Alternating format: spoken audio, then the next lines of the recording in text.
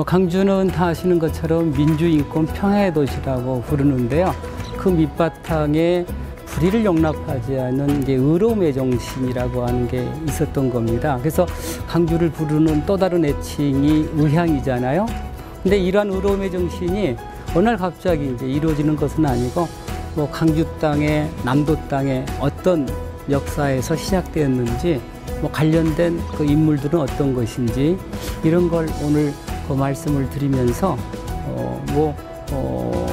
박상이라고 하는 분의 그 신비 보기서부터 시작해서 김대중 대통령의 행동하는 양심까지 그 관련된 인물들의 얘기를 통해서 우리 고장이 우리나라에서 가장 그 의로움을 불의를 용납하지 않는 의로움을 실천하는 그 DNA가 높은 많이 가지고 있는 지역임을 주로 얘기를 하려고 합니다.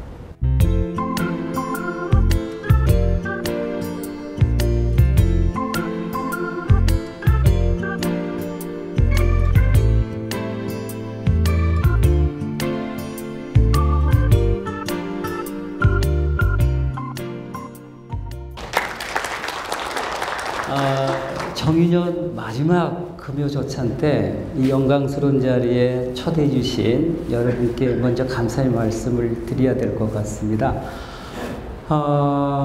아무튼 저 자신도요, 여러분 앞에 이렇게 서게 된 걸 영광으로 생각을 하겠습니다. 오늘 주제는 시대정신의 실천지 민주도시 강주 이렇게 잡았거든요. 우리 아는 것처럼 우리 고장은 이제 민주인권 평화의 도시다 이렇게 얘기를 하고 있고 그 꿀통이 뭐냐라고 했을 때 불의를 용납하지 않는 의로움이다 라고 얘기를 합니다. 근데 이런 의로움이라고 하는 게 어느 날 갑자기 생겨난 것은 아니겠죠. 그래서 역사적으로 강주의 정체성이라고 할 수 있는 DNA라고 하는 게 언제부터 어떻게 형성되었는지 몇 분의 인물이라든가 사건을 통해서 들여다보려고 하는 것입니다. 우리 고장 강주가 우리 전라도 지역에서 핵심 지역으로 자리 잡게 된 두 가지 연도를 말씀을 먼저 드립니다. 685년 신라, 여러분 아는 신문왕 5년, 그리고 1896년입니다. 여러분 이 지역에 백제가 지배하기 전에 기원전 3세기부터 시작해서 6세기까지 존재했던 마한이라는 나라가 있었고요.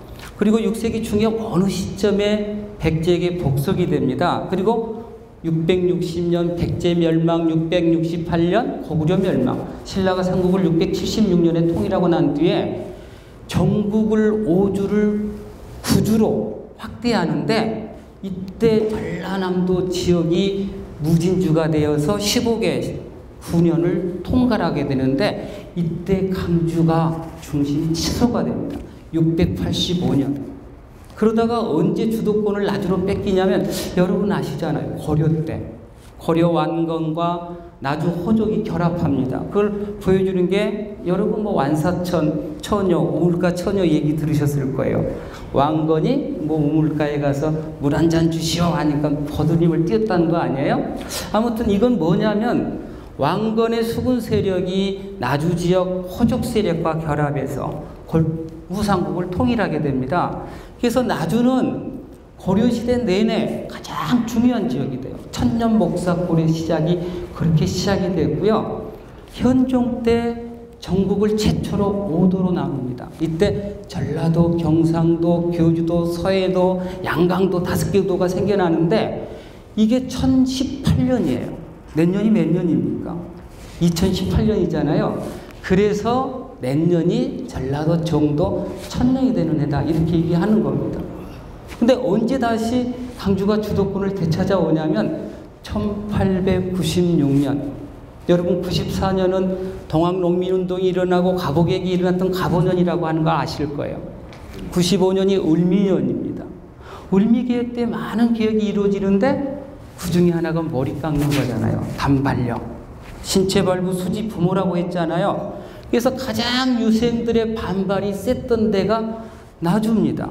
그래서 그때 이제 부시장 정도 되는 안종수라고 하는 정사관을 나주 유생들이 단발령을 실시했던 안종수를 처단하는 거죠. 그런데 이 찰나에 이제 뭐가 이루어지냐면 고려는 5도였지만 조선은 8도가 되잖아요. 8도.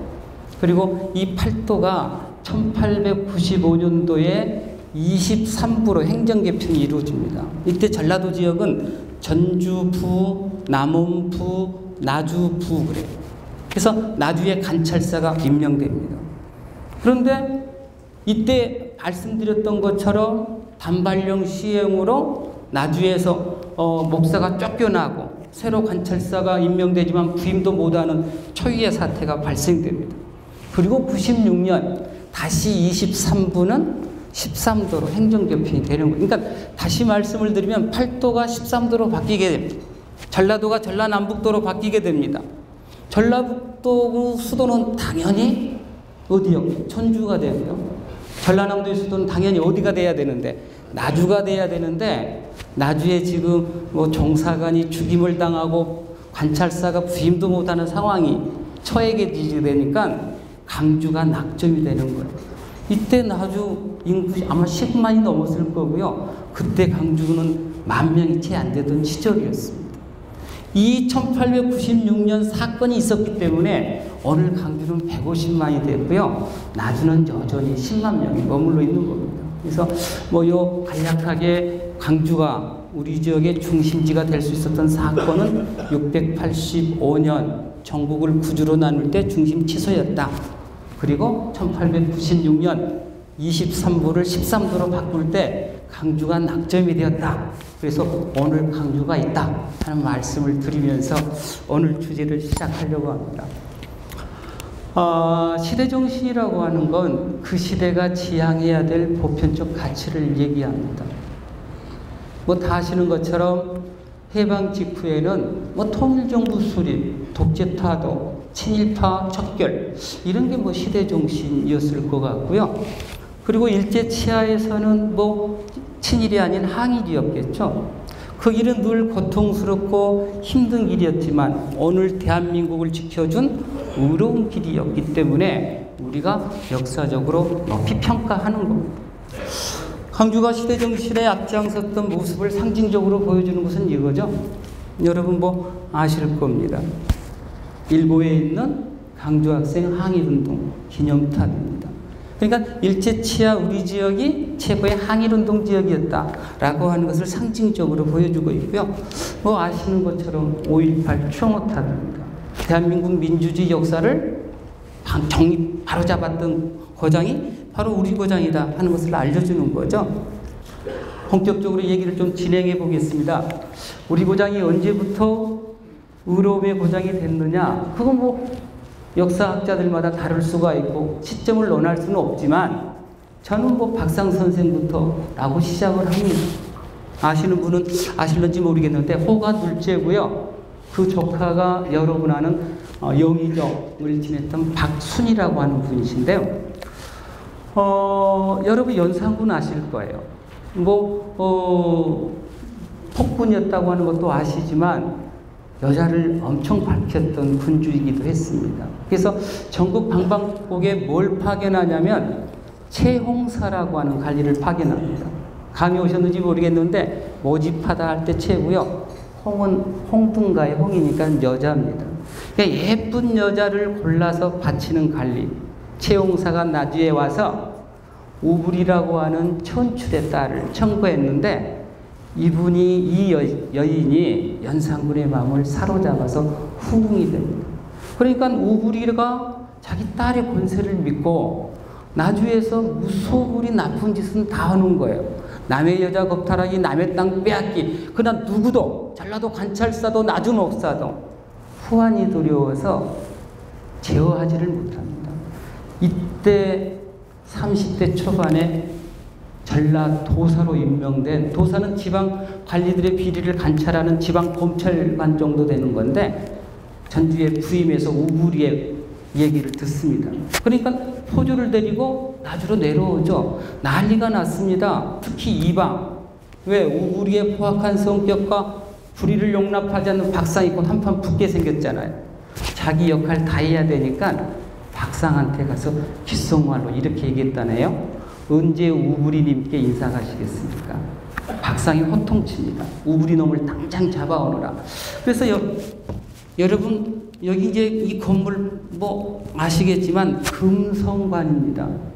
나중에 가면은 가장 큰 임금의 골패를 모시고 망벌리를 행했던 집, 숙소, 이게 지금 하얀진 옆에 있잖아요.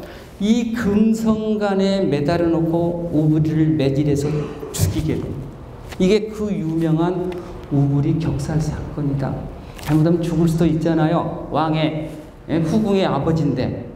그러니까 우부리의 가족들은 장례도 치르지 아니하고 서울에 올라가면 이르기 위해서 박상 따라 올라갑니다.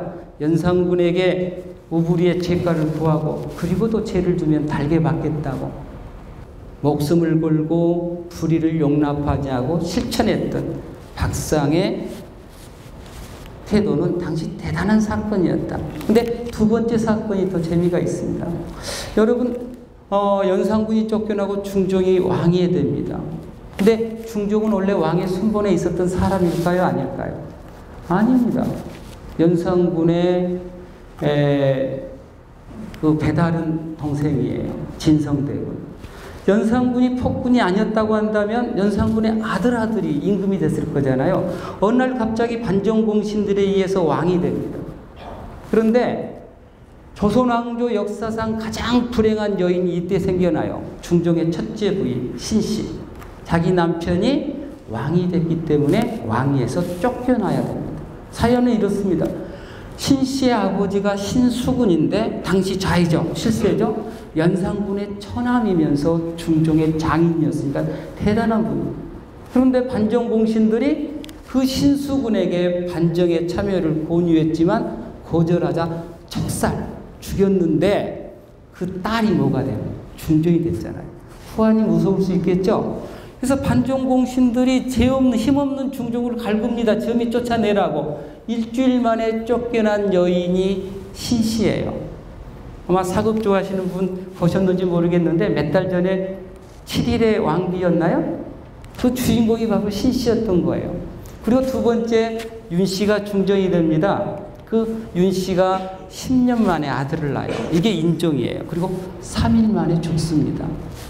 그러니까 중종이 죽었으니까 또 중종 뽑아야 되잖아요. 이때 40대 초반에 불의를 용납하지 않는 박상이 담양부사였는데 목숨을 걸고 상소를 올리는 거예요. 이게 그 유명한 신비복이소입니다. 새 중종 뽑지 말고 10년 전에 쫓겨간 누구? 신비를 복위시켜라고 하는 상소였던 거죠. 반정공신이 다 살아있는데. 그리고 뭐라고 쓰냐면 반정공신들이 연산군의 폭정을 바로잡고 쇠양조 깃을 다시 다진 그공 인정하지만 지하비로 하여금 지엄이를 쫓아내게 해서 인륜을 파괴한 죄가 더 크므로 반정공신 제주었고 신씨를 복위시킨 게 인륜의 도리에 맞사옵니다. 전하하고 상소를 올린 거예요.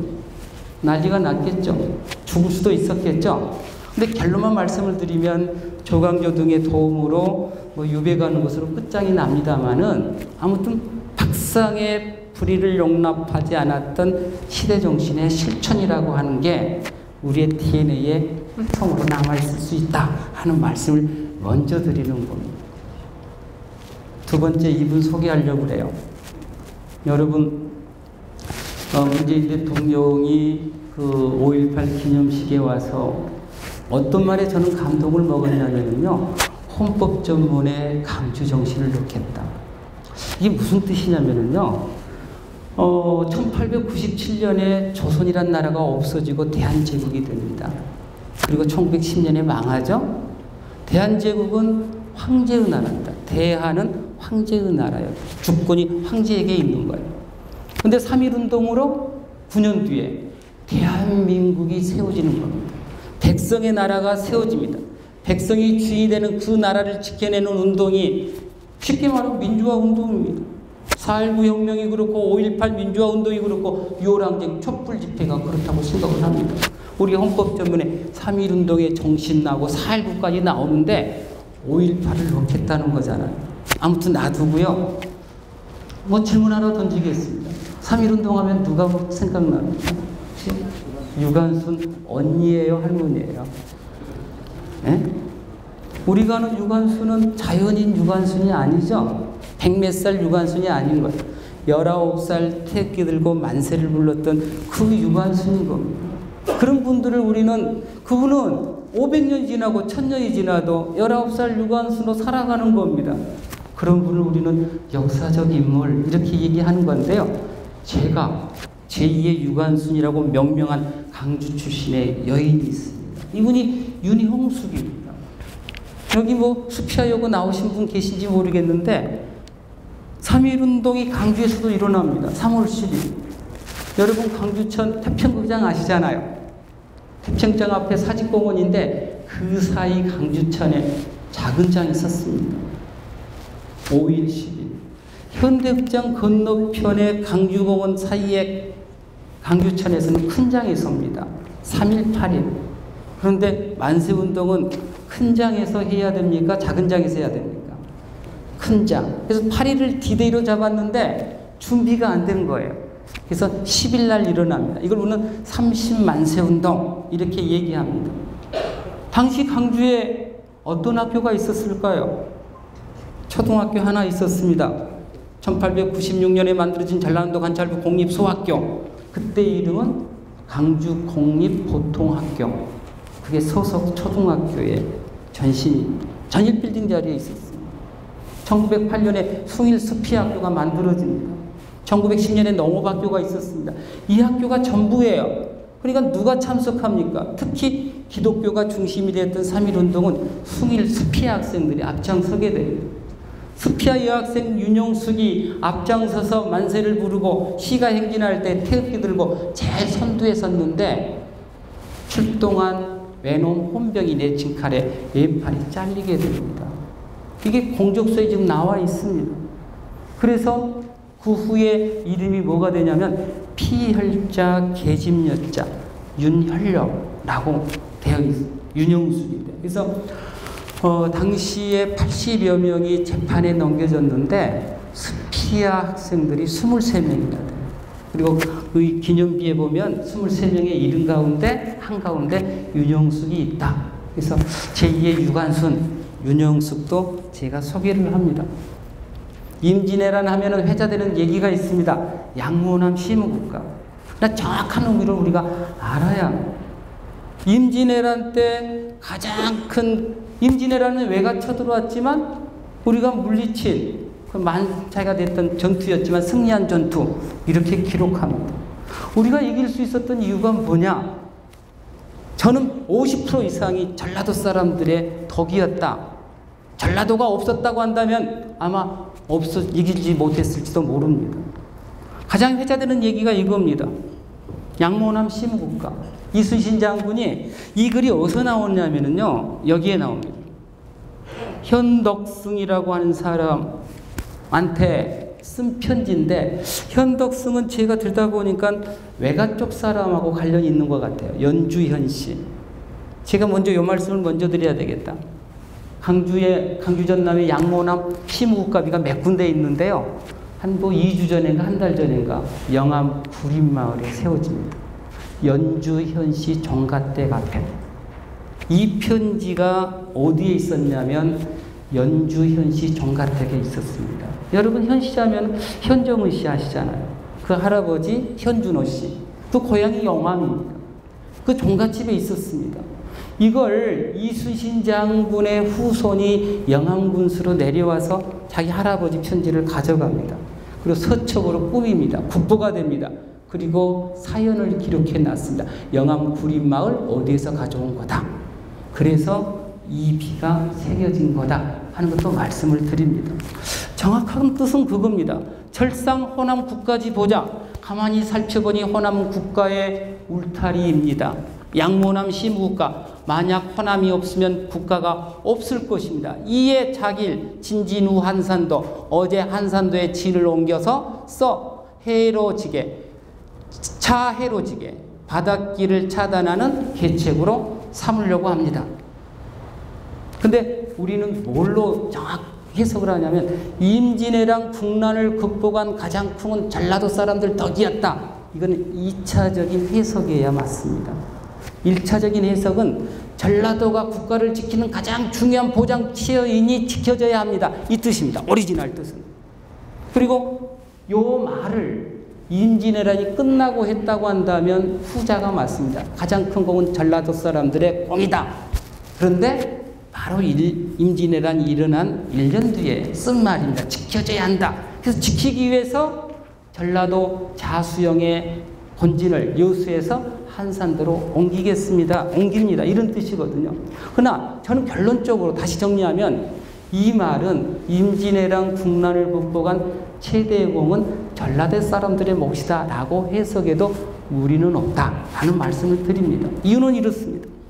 임진왜란 때 가장 많은 의병이 일어났던 적이 호남입니다. 가장 먼저 나주에서 김천일 의병장이 일어났고요. 강주에서 허경명, 김덕령, 화순의 최경혜 등등등 이분들이 전부 충청도 경상도에 가서 싸우다가 목숨을 잃습니다. 두 번째는 전라도가 지켜졌기 때문에 그때 군량미의 40에서 5%를 대줄 수 있었습니다. 그래서 전쟁을 할 수 있었던 겁니다. 전라자수령이 어디에 있습니까? 여수에 있잖아요. 짱은 누구예요? 이순신이잖아요. 이순신이 관할했던 구역이 어딘 줄 아세요? 오간오포입니다. 행정구역 5개 지역이에요. 지금으로 말하면은요, 여수, 광양, 순천, 나관, 보성, 공이에요. 자기 관할 구역에 있습니다. 5개의 수군기지를 거느리고 있었습니다. 여수에 방답진이 있었고요. 공에 4개가 있었습니다. 여도진, 사도진, 발포진, 녹도진. 우린 녹동항에 있는 게 녹도진입니다. 발포진이라고 하는 것은 하나 더 말씀을 드리면 이순신 장군이 최초에는 육군 장군이었어요. 최초로 수군 장수가 된 게 발포진 만호로 부임합니다. 임진왜란이 일어나기 10년 전인데 그때 유명한 사건이 하나 있었죠. 전라자수사가 오동나무를 베어 바치라 하니 이순신이 반대하자. 이건 나라의 공물이니 바칠 수 없습니다. 했던 데가 이제 발포진입니다. 그래서 발포진에 그걸 기념하는 여러 가지가 있는데 아무튼 놔두고요. 그래서 고흥에 가면은요, 제가 고흥 가서 가끔 강의를 하는데 들어가면 2가지가 딱 붙어 있습니다. 고흥은 우주항공의 수도 이렇게 붙어 있고요. 또 하나가 뭔지 아세요? 임난 국복의 성지 이렇게. 자긍심이 대단합니다. 이유가 뭐냐? 전라자수령의 아까 오간 5포 중에 4포가 공 사람이었고 공에 있었고 실제적으로 공 사람들이 가장 많이 이순신 수군 부대에 있었다. 누가 싸웁니까? 누가 도줬습니까? 이순신이 아니잖아요. 전라자수령 소속의 수군들이 노를 젓고 화살을 쐈고 대포를 쐈기 때문에 도군들을 차단할 수 있었던 거다. 그래서 다시 정리하면 임진왜란의 국난을 극복한 가장 큰 역할을 수행했던 것이 우리 지역이었다. 그리고 양모나 시무국가는 그래서 오늘 남도인의 자긍심이 되고 있다 하는 말씀을 드리고 싶습니다. 여러분, 강주의 도로명 시대잖아요. 도로가 130개가 넘는데요. 몇 년 전까지만 하더라도 인물을 기른 도로명이 30개가 있었습니다. 충장로부터 시작해서. 그런데 우리 지역이 의로움의 지역임을 알려주는 것은 도로명만 보고도 알 수가 있습니다. 지금 제가 보여드리고 있는 이분이 지금 뭐 거제유 시장님 조상 정도 되신가요? 고경명 의병장이신데 이분 재봉이잖아요. 재봉로가 있습니다. 그래서 인물을 기리는 도로가 30개가 넘는데 그 중에 10개가 의병장이에요. 임진왜란 의병장이 5개가 있습니다. 충장로, 김덕령, 재봉로, 고경명을 비롯해서. 그 다음에 회제록, 박강옥도 임진왜란 의병장이에요. 한말 의병장을 기른 도로가 또 5개나 됩니다. 좀 이따 얘기하기 전 죽봉로도 있고요. 아까 김태훈 의병장. 강주에 서암로 있습니다. 설중로 있습니다. 양진여, 양상기 의병장 등등을 기리는 거거든요. 대천로 있습니다. 조경환 의병장 등등등. 아무튼 우리 지역이 의로움의 고장이라고 부를 수 있는 이유 중에 도로명만 보더라도 알 수가 있다. 다 놔두고요. 고경명 의병장. 조선왕조 역사상 강주 출신으로 장원급제했던 분이 2분밖에 안 계세요. 그 중에 한 분입니다. 대단한 수제. 마지막 관직이 동래부사입니다. 1591년. 그런데 동래부사에서 파직이 됩니다. 이유는 이분은 서인인데 동인이 권력을 장악했기 때문에 그래요. 그리고 1년 뒤에 임진왜란이 일어납니다. 왜 이 말씀을 드리냐면 고경명 우병장은 동래부사직에 계속 있었더라면 동래에서 외놈들하고 만났을 거고 그때 순국했을 겁니다. 운명적으로 정해져 있는지도 모릅니다. 고향에 내려와서 있던 그 다음에 임진왜란이 일어나자 60의 나이에 우병장에 추대됩니다. 그리고 두 아들 고종우와 고인부를 데리고 출전합니다. 두 아들도 과거에 급제했던 수재였습니다.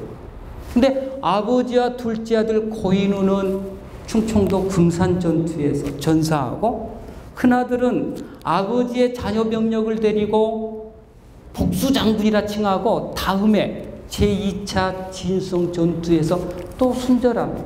그러니까 강주 지역 최고의 충절 가문은 고경명 가문이 아닐 수가 없습니다. 근데 그걸로 끝나는 게 아니죠. 제가 하나 보여드리는 게 교과서에도 나온 거거든요. 뭐라고 써 있나요? 이렇게 읽습니다.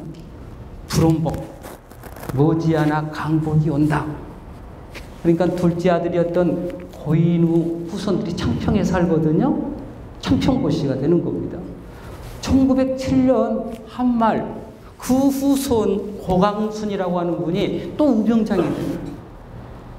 그래서 1907년 지산 피하골 영곡사라고 하는 절에서 전투 중에 사망하게 되거든요. 영곡사에 가면은 그 순절비가 있습니다만은 아무튼 콩 심는데 콩 났던 그런 집안이 고경명 집안이다 하는 말씀을 먼저 드립니다. 그 다음에 이제 강주를 상징하는 인물이 됐습니다. 충장공 김동영장. 근데 제가 제목을 뭐라고 달았냐면 비운의 우병장이라고 단 거예요. 전국 우병 총사령관.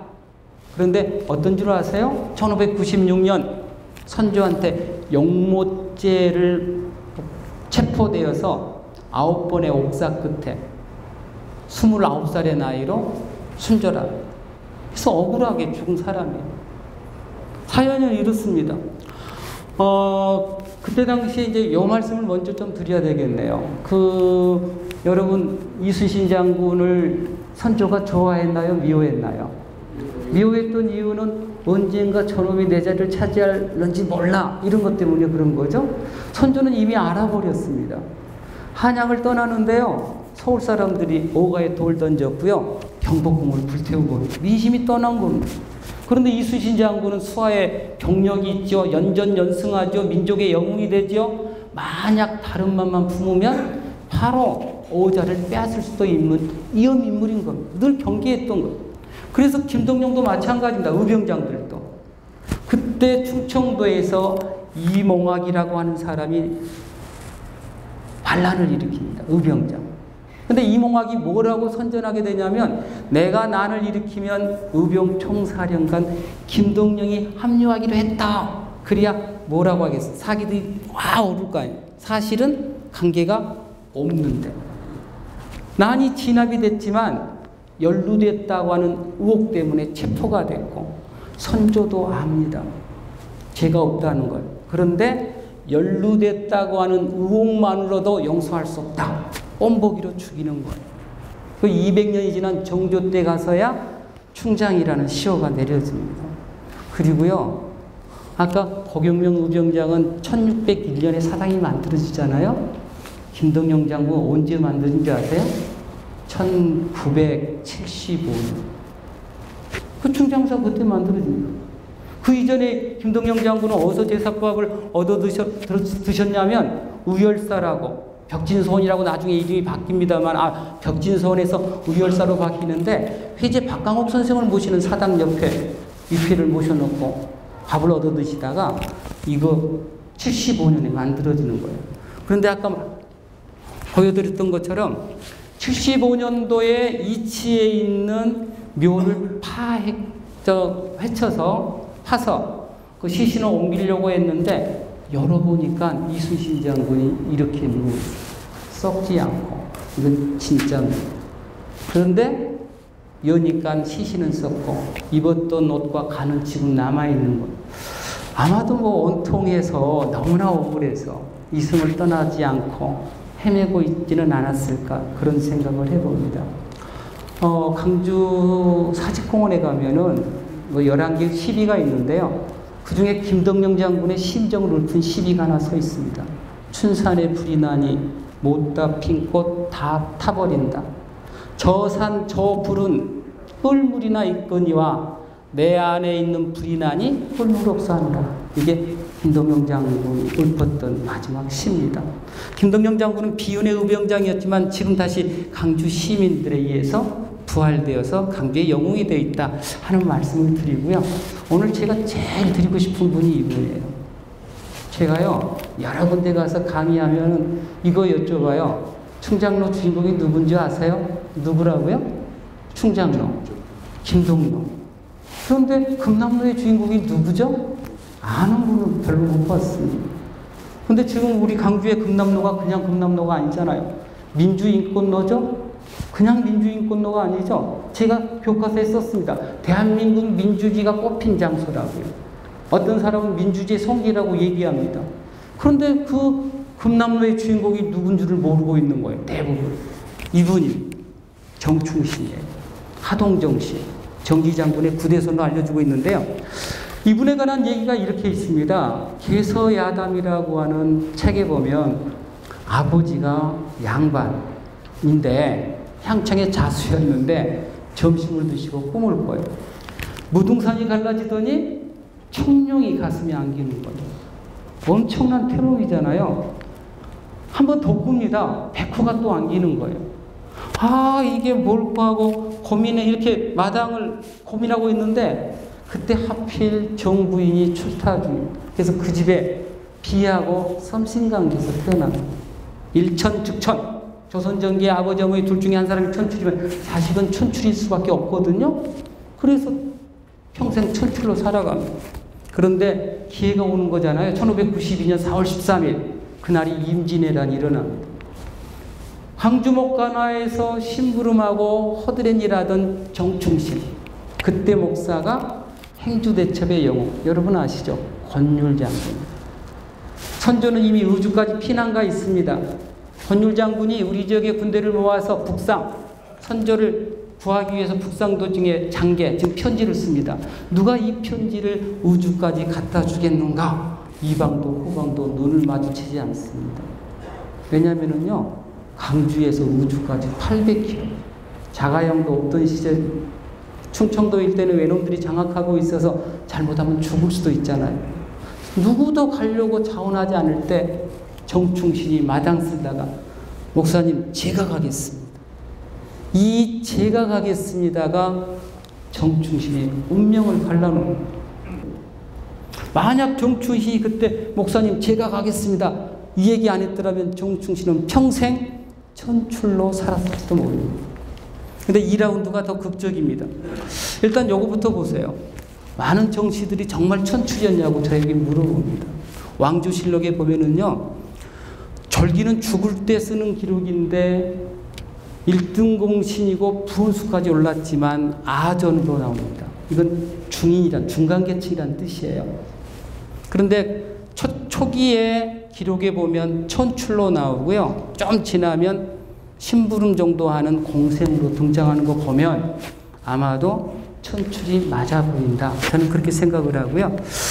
다산 정약용 선생이 10대 때 아버지가 하순군수였는데 경양방중 밑을 지나가다가 이 시한수를 남깁니다. 언제나 광산부를 강주를 지나갈 적에는 가슴속에 정금남, 정충신입니다. 정충신이 생각난다네. 신부는 미천했으나 이렇게 나옵니다. 제주는 이순신과 견줄만 했지. 왜 이순신이라고 했는지는 조금 이따 얘기를 하겠습니다. 아무튼 2라운드는 뭐냐면 강해군이 물러나고 인조가 권력을 장악합니다. 인조, 반정. 이때 이갈이라고 하는 사람이 큰 공을 세워서 1등 공신이 될 줄 알았는데 2등 공신이 되자 불만을 품고 난을 일으키네. 이갈의 난. 그 이갈의 난 때문에 인조가 공주까지 피난갑니다. 계룡산까지. 그 이갈의 난을 한 방에 진압시킨 분이 누굴까요? 정충신. 그래서 정충신은 인조로부터 생명의 은인이 된 거죠.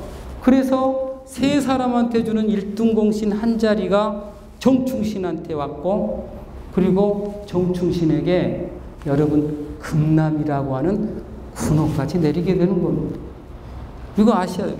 군호라고 하는 건 뭐냐면 임금이 자식에게 주는 종일품의 작이에요. 수양대군 군할 때 특별한 공을 세운 신하에게도 군호를 내리게 되는 겁니다. 정충신한테 내린 군호가 금남이라니까요. 그래서 무슨 노가 돼요? 금남노가 돼요. 죽은 다음에 임금이 내려준 이름인 시호가 이순신하고 같습니다. 그러니까 뭐예요? 충무인 거예요. 조선시대 때 아무나 충무라는 시비를 받는 게 아닙니다. 최고의 무관들만이 받는 거예요. 조선시대 9명밖에 못 받는데 그 중에 한 분이 정충신이다. 그러니까 여러분 보세요. 만약에 금남이라고 하는 군호를 받지 못했다고 한다면 지금 금남로는 이름이 뭐였을 가능성도 있나요? 충무로였을 가능성도 있는 겁니다. 그리고요, 이갈이 가지고 있는 45만 평의 땅, 충남 서산 대리 땅을 정충신한테 내려주는 겁니다. 정충신의 사랑이, 무덤이, 그래서 후손이 충남 서산에 살고 있는 거예요. 그런데 제가 이제 어디 사는가는 중요한 게 아니고 정충신이 왜 중요하냐? 제가 가겠습니다를 다른 말로 바꾸면 뭐예요? 제가 하겠습니다. 저는 이 정신을 강주 정신으로 삼자고 주창하고 다니고 있습니다. 시의회에 가서도 그랬고요. 제가 작년에 의미 있었던 강연이 어디에서 했냐면, 여러분 뭐 서울에 가면 남도학습이라고 있잖아요. 우리 강주 전남 아이들 850명이 살고 있는데 한 달에 한 번씩 예부 강사를 초청해서 강의합니다. 제가 똑같은 얘기했습니다. 우리 아이들한테, 야, 전라도 너무로 너희들 그 정체성 잃어먹으면 안 된다. 두 번째, 너희 굉장히 힘들지만 정충신 정신으로 살아가려. 그게 뭐예요? 제가 하겠습니다. 저도 이제 직장에서 정년이 뭐 2년밖에 안 남았습니다만은 어떤 후배가 예뻐 보일까요? 누가 성공할까요? 선생님, 제가 도와드리겠습니다. 제가 하겠습니다. 어느 회사에도, 제가 아마 여기 앉아 계신 모든 분들은 그런 정신으로 살아왔기 때문에 오늘 이 자리에 앉아 있다고 생각을 합니다. 제가 하겠습니다. 이게 강주 정신이 됐으면 좋겠고 대한민국 정신이 됐으면 좋겠다. 그 사람이 바로 금남로의 주인공 정충신이다 하는 걸 말씀을 드립니다. 새해 덕담이 됐으면 좋겠습니다. 우리 고장이 이제 의로움의 고장이라고 불리는 가장 큰 이유 중에 하나가요, 한말 최대 의병항쟁입니다. 1909년 교전의 수 보세요. 1738회 중 820회가 우리 고장에서 일어납니다. 47%. 교정 우병들은 60%가 우리 고장에서 일어납니다. 그러니까 전라도 그 중심지가, 전라도는 어디도 격전지 아닌 곳이 없지만 핵심 지역은 우병장, 죽봉, 김태훈 우병장 등 5명이 전사하고 50여 명의 의병이 치열한 격전 끝에 전사했던 호남대학교 뒷산 어등산. 그래서 여러분 뭐 어등산에 가면 뭐 토굴도 남아 있고요. 아까 말씀드렸던 죽봉 김태훈 우병장이 용성강장에 딱 서 있는데 바라보고 있는 데가 어디예요? 어등산인 겁니다. 그래서 어등산에 정말로 의병정신을 기리는, 이게 강주정신이고 남도정신이니까 기념관이나 기념공원이 만들어져야 한다고 생각합니다. 이것만 안 돼 있습니다. 이유는 정치가들 만나보니까 표가 안 된다고 그러고 후손이 미약하다고 그럽니다. 역사는 그런 잣대로 재단에서는 안 된다는 말씀을 드립니다. 여러분 정율성은 좀 많이 들어보셨죠? 그러니까 교육이 많이 되면 금방 또 알게 되는 겁니다. 정율성은 1914년생, 33년 5월 13일 상해 푸동항에 내렸던 이유가 독립운동하기 위해서입니다. 정율성뿐이 아닙니다. 이 집안은요, 제가 들여다 보니까 우리나라에 이혜영이라고 하는 분이 있을 거예요. 오형제가 노블리스 오블리주를 실천했던 최대의 가문이라고 한다면 남도 최대 노블리스 오블리주 가문은 저는 정율성 가문이라고 생각을 합니다. 경제력은 조금 낮았지만 아버지뿐만 아니라 큰형 효령, 둘째 충령, 셋째 의은, 누나 봉이, 봉이 남편 박건웅, 권인까지 조국의 독립에 온몸을 바쳤던 분이 정률성 가문인 거예요. 정률성은 제가 이제 최근에 뭐 강주시청의 차이나 플랜들이 이혼으로 있어서 정률성 관련한 사고, 지금 정률성이 국가유공자로 포상이 안 돼 있거든요. 포상이 안 된 이유는 이제 뭐 해방 이후에 뭐 평양에서 한 5년 동안 살았던 경력 때문에 지금 안 되고 있지만, 뭐 올해 이제 새해에 포상 신청을 지금 준비하고 있습니다. 제가 들여다보니까 뭐 또 확인이 됐냐면, 여러분 우열단 아시잖아요. 김원봉 단장. 김원봉으로부터 특수명령을 부여받고 2년간 우열단 단원으로 활동했던 사실이 확인이 되기도 했습니다. 대단한 분입니다. 1940년부터 45년 사이에 태양산에서 조선의용군의 일원으로 선전활동을 했고 직접 일본군과 조우하면서 교전했다고 하는 사실도 확인할 수가 있었습니다. 아무튼 이런 분이신데 중국에서는 뭘로 유명하냐? 여러분 아시잖아요. 중국 인민군 군가를 작곡한 항일음악의 대부. 북한인민군 군가도 정률성이 작곡합니다. 마오쩌둥에 의해서 1949년 중화인민공화국이 성립이 되는데 2009년 신중국 창건 영웅 100명을 선정할 때 한국 사람으로 유일하게 선정된 분이 정률성. 중국에서 정률성은 창건 영웅이고 인민군 군가의 작곡가로 모르는 사람이 없다. 그래서 혁명 공묘 베이징 옆에 무덤이 거기에 특별히 묻혀 있고, 하얼빈에 가면 정률성 기념관이 있고, 애난에 가면 기념관 안에 정률성의 흔적이 엄청 많이 남아있는 분이다. 왜 정률성 얘기를 많이 하냐면, 저는 역사학도로서 정률성이 강주에 태어나준 게 얼마나 고마운지 모릅니다. 며칠 전인가요? 문재인 대통령이 중국 갔죠. 베이징 대학에서 또 6명의 한국 사람을 언급합니다. 그리고 중국 사람도 언급하는데, 이때 시진핑과 함께 공통으로 언급한 사람이 딱 2사람입니다. 한 사람은 진린이고 한 사람은 정률성. 이분이 정률성이에요. 그분이 강주 출신입니다. 중국 사람에게 정률성은 항일 음악가일지 모르지만 우리에게 정률성은 치열한 독립투사다 하는 말씀을 드립니다. 왜 우리 고장이 민주의 고장이냐? 여러분 아시잖아요. 4.19 혁명이 일어나게 된 배경이 3.15 부정선거입니다. 3.15 부정선거 때 가장 먼저 시위가 벌어진 장소가 금남로 캐톨릭 센터 앞입니다. 3.15 부정선거에 반대해서 민주주의라고 하는 플랜카드를 들고 1000여 명이 넘는 민주시민과 당원들이 불정선거를 외치게 됩니다.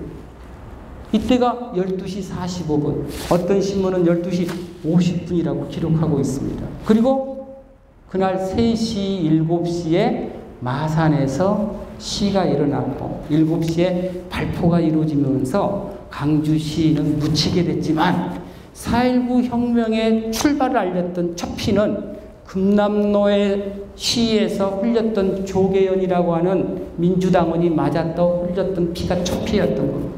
그리고 여러분 아시잖아요. 발포가 이루어졌던 장소가 3군데입니다. 강주 금남로에서 7명이 쓰러지죠. 마산 서울. 그래서 강주는 4.19 3대 성지 중에 하나다 하는 말씀도 드리고 싶고, 그리고 강주의 4.19는 대학생들이 아닌 고등학생들이 앞장섰다. 강주고등학교 교문을 박차고 나가는 모습이고, 강주 여고생들이 판자 울타리를 뚫고 시내로 진출하는 모습입니다. 5.18 민주화운동은 말씀드릴 필요가 없겠죠. 이 조그만한 아이가 지금은 40대 중반의 아저씨가 되어 있습니다. 벌써 강주 항쟁 36년이 지났어요. 일제 35년 그러는데 그 시기보다도 더 오래전의 일이 되어버린 것 같습니다. 이 사진은 아마 여기 계신 분들 중에 이 속에 있는 분이 계실지 모르겠는데 저도 있습니다.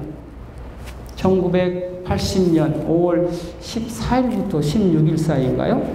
도청 앞에서 민족민주화 대성회, 전남대학교 박관현 학생회장 등이 주도했었던, 제가 대학교 4학년이었기 때문에 저도 3번 꼬박 참석했던 기억이 있습니다.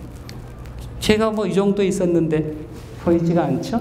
아무튼 민주화운동은 한국 민주주의의 토석이 됐다는 것은 다 말씀을 드릴 수가 있고요. 저는 요거 강조하고 있습니다. 전 세계인들을 감동시킨 힘이 뭐냐? 나눔과 배려였던 겁니다. 높은 시민의식이었습니다. 개헌군들이 외곽을 차단하고 있었고 시민군들이 손에 총이 들려 있었지만 단 한 건의 폭력사고도 은행토리 사건도 일어나지 않았습니다. 서로 나누어 줬습니다. 피를 나누어 가졌고 밥을 나누어 먹었습니다. 이 강주의 높은 시민의식에 전 세계인들이 감동했다고 저는 생각을 하는 겁니다. 여러분 들어보셨잖아요. 12년 뒤에 1992년에 LA에서 운전하던 흑인 남성을 무자비하게 폭력으로 진압했던 백인 경찰관이 무죄 판결을 받으면서 대규모 무혈 시위가 일어납니다. 일주일 만에 50명 이상이 죽어버려. 모든 은행, 모든 슈퍼마켓 다 불법 천지가 돼버렸던 게 전 세계 2위 민주국가 미국 LA에서 벌어진 겁니다. 그러나 우리는 보세요. 그때 강주 시민들이 보여주었던 이 모범적인 행동은 이후 여러분 우리 월드컵 때 길고리 응원 유럽에 지금 수출했잖아요. 촛불 집회 때 200만이 모였는데 하나의 불상사도 일어나지 않고 해결해낸 민족은 대한민국밖에 없습니다. 대한민국이 대단한 민족입니다. 하나만 더 말씀을 드리면 평균 IQ가 세계 1위 국가가 홍콩이 1위인데 도시국가 빼고 대한민국이 1위. 그건 인터넷 뒤져보면 금방 나오는 거예요. 그런 대한민국이다 하는 말씀을 드리고 싶고요. 어떤 분이 또 그래요. 제가 이제 역사 얘기를 가끔 하고 다니니까 남도가 배출한 최고의 인물이 누구냐고 묻습니다. 굳이 제가 생각하고 있지 않기 때문에 즉석에서 생각난 이름이 아마 고대에는 장보고일 것 같고 그리고 현대에는 후광 선생 아닐까요? 이렇게 대답을 했는데 저는 이제 여기에서 행동하는 양심이 되라. 마지막 연설을 그렇게 합니다. 평생을 그렇게 살아오신 분입니다. 행동하는 양심은 제가 볼 때는 불의를 용납하지 않고 의로움을 실천했던 그 시대정신하고 같다고 생각을 합니다.